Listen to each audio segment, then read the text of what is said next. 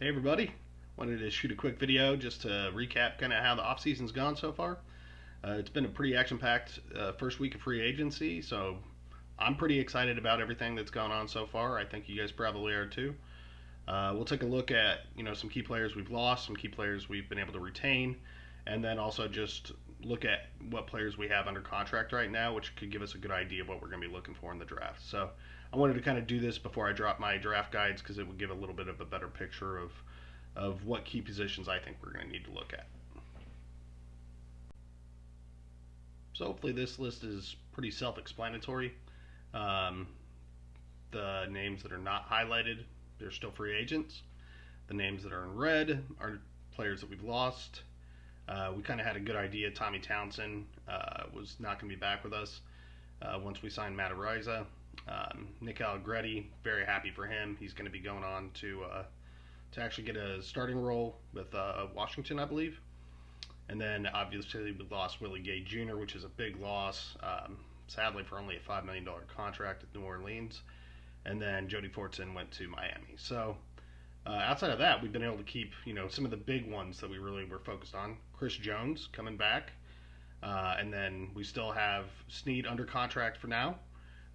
With the franchise tag, we will see where he ends up if he does end up getting traded. Right as of right now, it's looking the two biggest trade partners look to be the Colts and the Titans. But who knows? If we keep him, I'll be happy. If we were able to trade him and maybe move up in the draft, that'd be awesome too. So some of the other ones, I was pretty surprised. We kept virtually every defensive tackle we had on the team. So it's not official on over the cap yet, but we have re-signed Derek Nottie, Turk Wharton, and then also Mike Pennel. I'm very happy about Mike Pennel. I'm glad to see him back with the Chiefs. It just seemed right last year in the playoffs when we had him. And then I'm really excited about getting Nazi back. He's a great gunner for us, and he was really competing for that. He was at the number one spot for cornerbacks last preseason when we went in training camp before he blew out his knee. So I really can't wait to see what he looks like this offseason. I've seen some training videos. He's looking pretty good. So we'll just have to wait and see. But very excited about him. So starting off, we'll look at quarterbacks.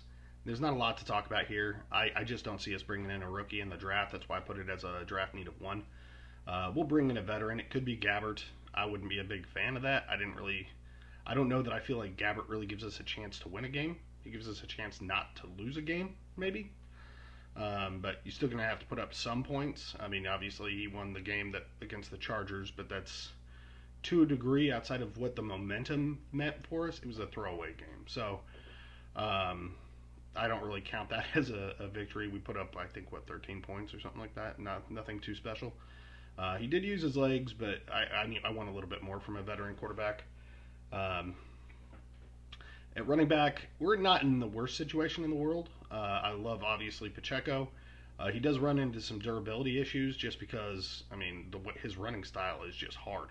You're going to get hurt when you run like that with no abandon. So I do think Ingram's an interesting player that we didn't really get a chance to see last year. And then we still have Lamichael Pirine and Deneric Prince. So there's some players to work with there. I could see us using a mid to late round pick just to take another shot at a running back.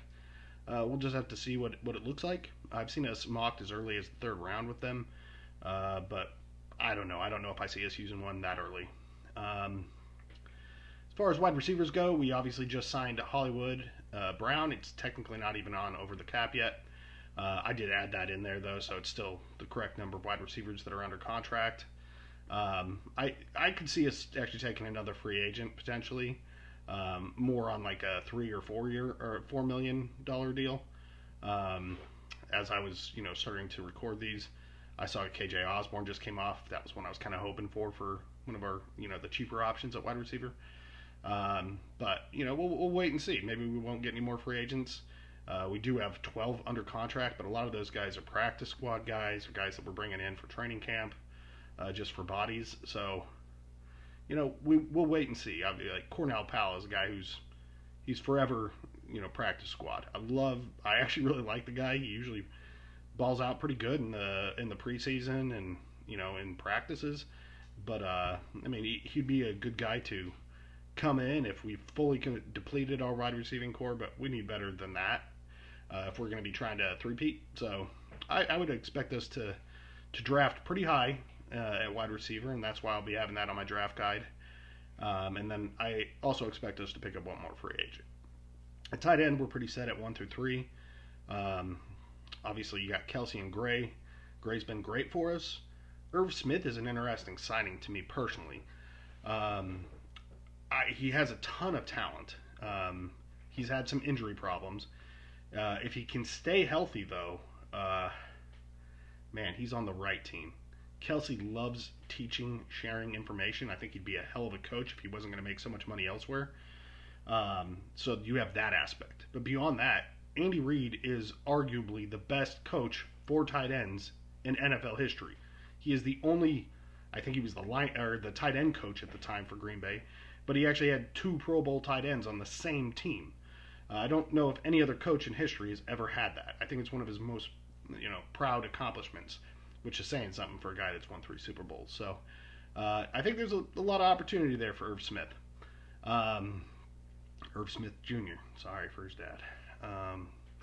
Now looking at the offensive line, I could see us also taking a tight end. It's possible we could try and get some long-term depth.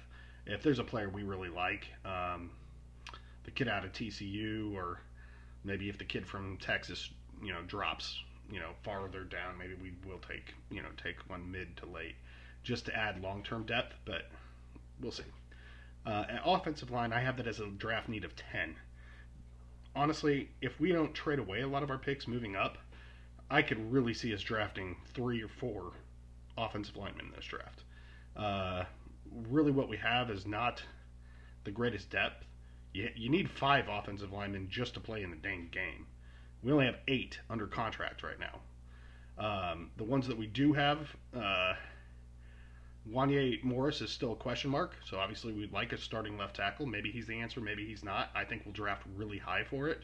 If we were to move up to much, much earlier in the first round, I think that's probably where we're going to head. It just makes the most sense. I know people might be disappointed they're not getting the stud wide receiver. I want the stud wide receiver. I won't give away my pick yet if you don't already know. But it's just such a need. We were able to retain Caliendo. He was an REFA.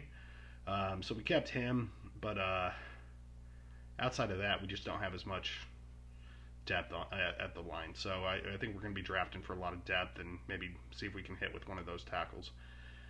Defensive end, we got a lot under there, but a lot of it is practice squad / bodies for training camp. We do have some decent second year talent.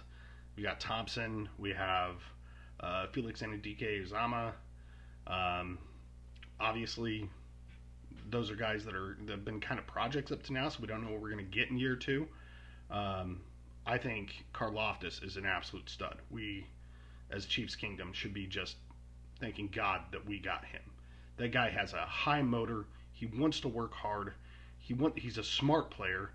He does not take plays off. And, he was a 5-star going into college. He was a first-round pick for us. I mean, I can't rave about him enough. I'm pretty sure through 2 years he's outperformed Chris Jones quite a bit. I realize at different positions, but we talk about Chris Jones being a first-ballot Hall of Famer. Karlaftis he's a dog. I love him. He's actually good against the run, too. I mean, we're solid on one part of our defensive end. It's that second defensive end we're questioning as we wait for Menahue to get back from IR. Could be a potential restructure there. We'll wait and see. We also just re-signed Malik Herring this week. So I don't really see a need for drafting a defensive end, but it's possible just given we don't know what we have. I personally don't prioritize it very much. That's why I have it at a 4. Defensive tackle, I put it at a 5.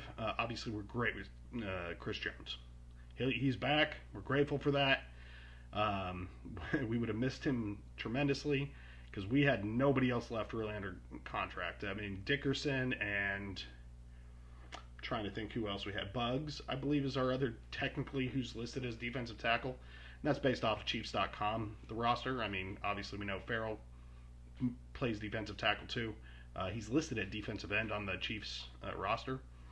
But that's not enough, and it's not long-term depth at all. We re-signed a lot of our I guess trusted veterans that we had on the team last year, so it's not a huge change from last year at the defensive tackle spot, but it's definitely, we wouldn't mind signing somebody that could be a good learn under Chris Jones kind of guy. So I can see us taking a defensive tackle if there's some good ones left mid to late rounds. I really don't see us doing much at cornerback, defensive back. I actually marked safety as done. I mean, we have Reed and Cook. Nazee's technically listed as a safety. Chamari's listed as a defensive back, meaning safety / nickel or corner.